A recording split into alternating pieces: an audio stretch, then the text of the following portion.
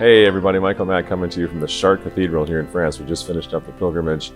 I just wanted to say a couple things, very short, today, because I have this concern that when something's happening in another country far away, sometimes it seems like that thing, whatever it is meant for that country far away, and there's really nothing relevant to those who aren't actually at the event. So I just am sort of racking my brains. What can I do to convey to folks back home and around the world how important the Chartres pilgrimage is? I mean, it seems like you just can't say enough about what this means for all of us, for the movement, for souls, for families, for life, for everything, you know?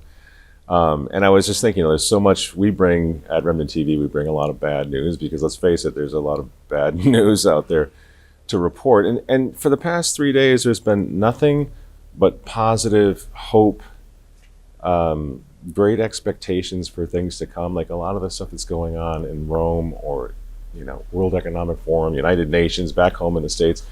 You almost forget about it because what's happening here is so powerful. So I just wanted to let you all know, those of you who may be following this pilgrimage a little bit, that it's not being exaggerated. Nothing here is being exaggerated in terms of the importance.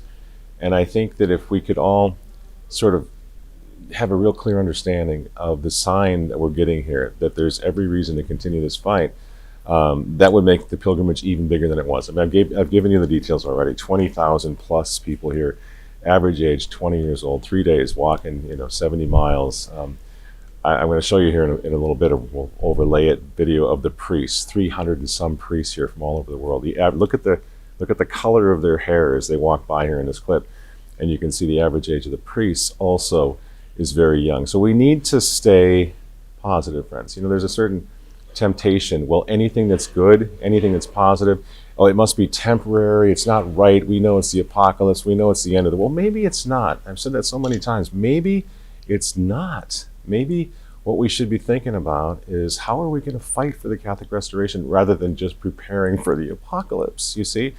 And there seems to be so much hope, so much youth, so much vitality in this movement that maybe when we're isolated around the world, we don't really sense it. But when you see everybody come together, I was talking to a priest just now, and he was saying that one of the beautiful things about taking part as a priest, he said, in the camps at night, because there's a great deal of separation, we don't see priests at all in the camps. They're set very far away in their own campground.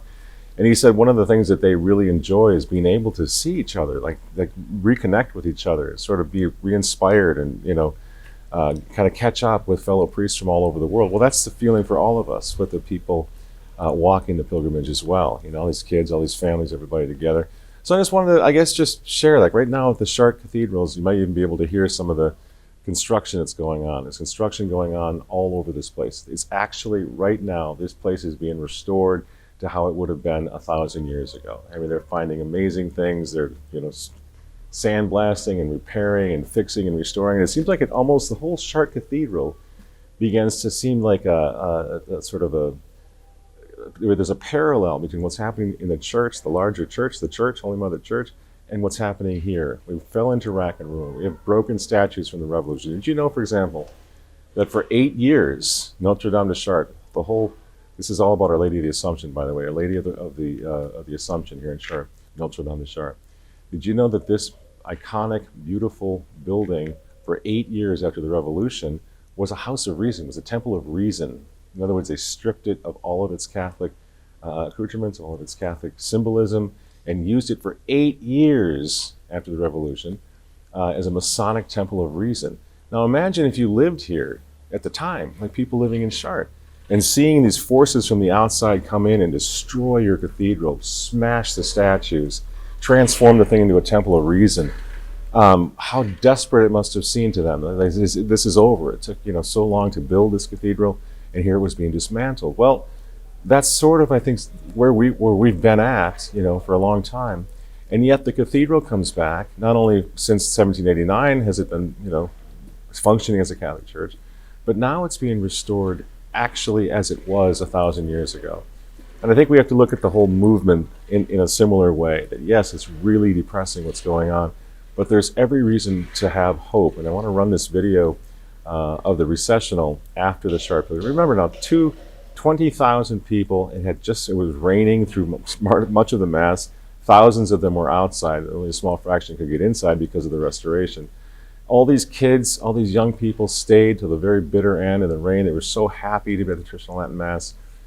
Priest, the Bishop of Chartres was here.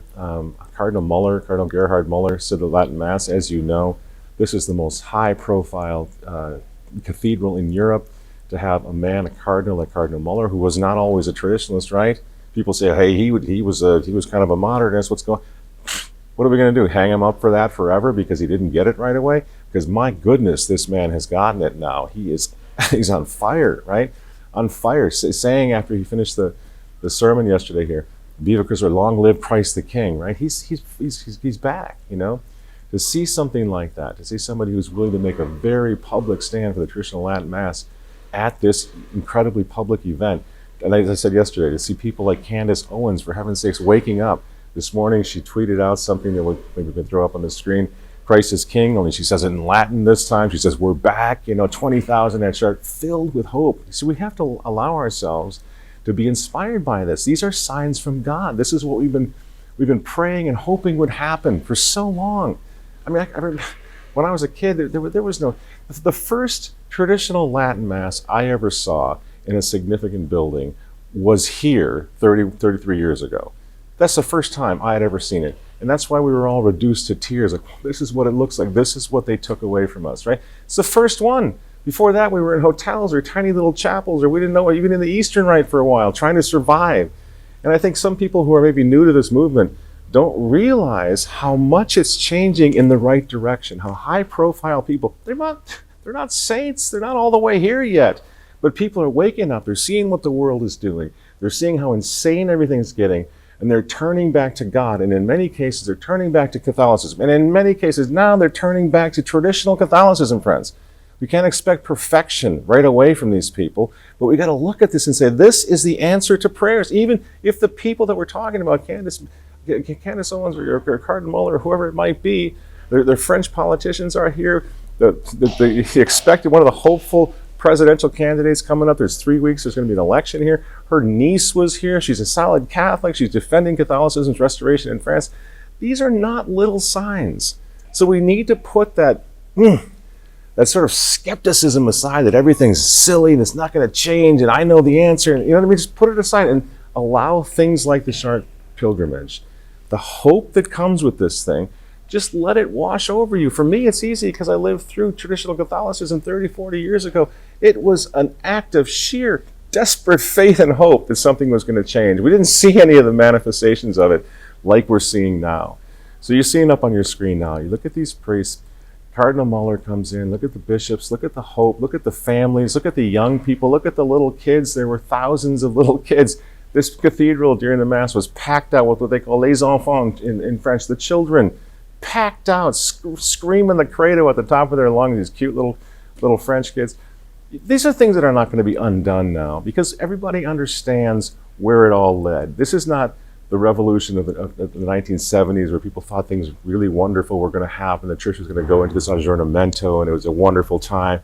We all saw it didn't work. It couldn't get liftoff. So now you have this willingness to seek something better, and people are looking towards something better because there's nothing inside here, there's nothing inside the halls of government, there's hardly anything even inside churches anymore, but they're seeing something else. They want something more.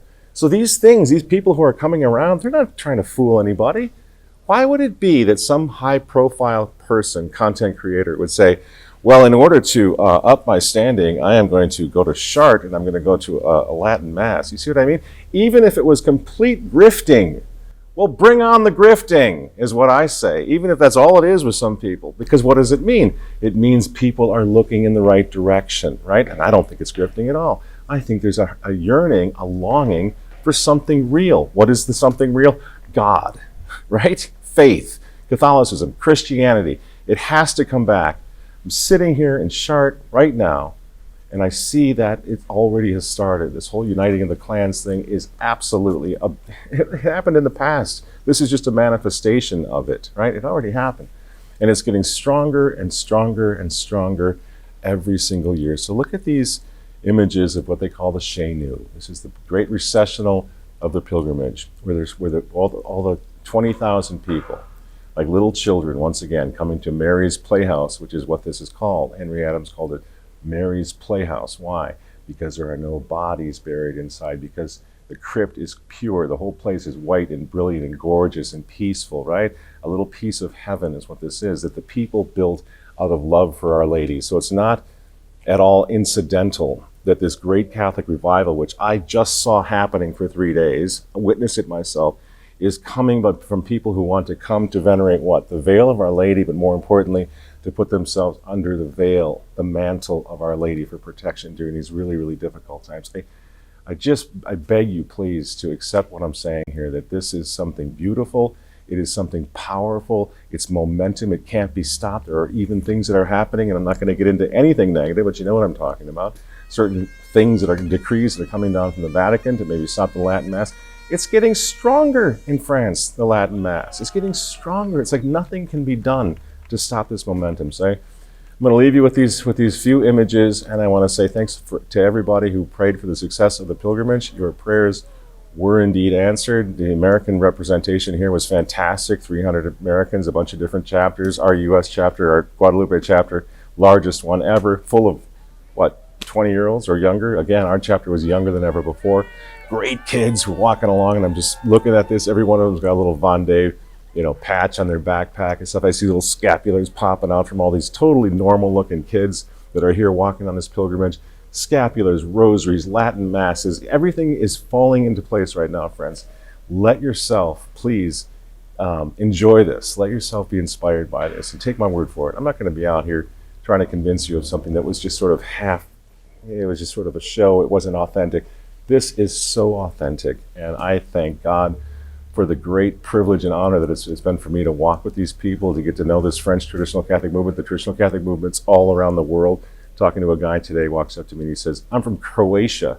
I watch your videos all the time." Young guy. So I got a bunch of kids. I'm one of those that puts the kids to bed, and then I get up and I watch remnant TV stuff on Sunday night, in the middle of the night. And I just kept bumping into that sort of thing. And that's what I mean by the clans are coming together. They're here, they're represented. I've shaken their hands, I've talked to them, we've laughed and had conversations. It is such a positive event. So again, thanks for everybody for supporting this thing, and we're going to continue to offer a little coverage. We're heading down into the Vendée right now to retell that story, so we're going to bring some more information, some more reporting from the Vendée, where the original traditional Catholics now, 500,000 of them, gave their lives for the faith when the revolution was trying to snuff it out the last time around in grand fashion.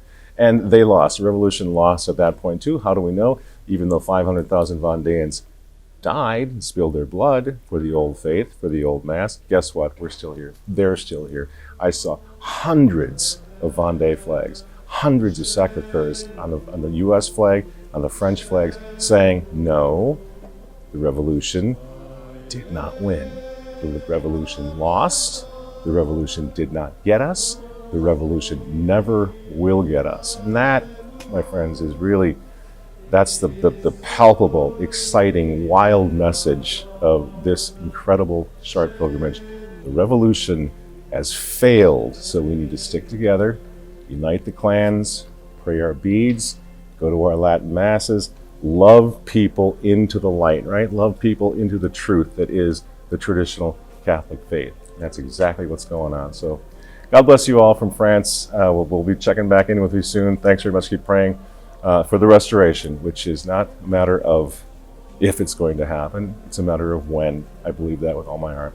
God bless you all. Michael Matt from Chartres, France, and we'll see you next time.